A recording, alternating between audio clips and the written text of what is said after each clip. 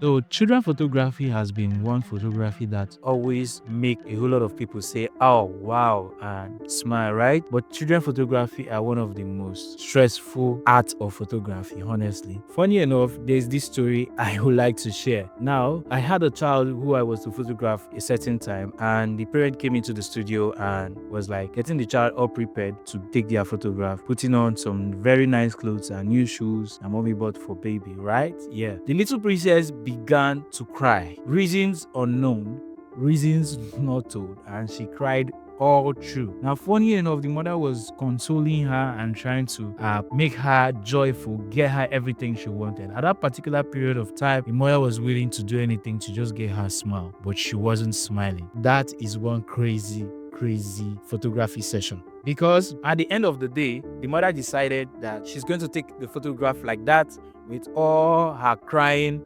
and at the same time, it's going to tell the story of how much of a crybaby she was while she's little. When she grows up, she's going to make a whole lot of mouths because people who cry a lot when they're little, they talk a lot when they're all grown up. And probably it's going to show her that you were such a crybaby at this particular point in time. This brings me down to one thing.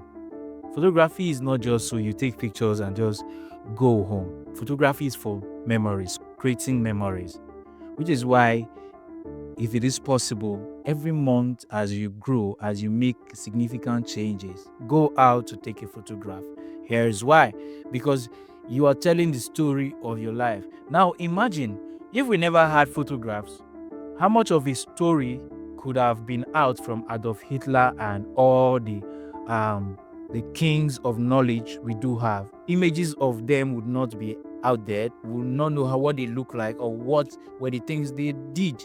Okay, Einstein, Frankenstein, and all of them, Newton, and every single knowledgeable person at then would not know how they look or what were the things they actually look like or what even the old days actually look like. Now, do you see the importance of photography? Funny enough, so many children are going to be born, including children who were born a few years ago, and so many are not going to actually know who Sule Woyinka is, except they are showing them the photograph and saying, this is an image of Wale Soyinka. And at the end of the day, due to the course of history, maybe he is being taught in some current affairs, okay? And these children are going to find out and know that this is what it is, and this is who he is, and this is what he has done. This is his legacy. Funny enough, these are the most things that have been talked about. What about Michael Okpara? Okay, the so much famous Michael Okpara has a statue of himself presented in the middle of the heart of Umuahia, right? Funny enough,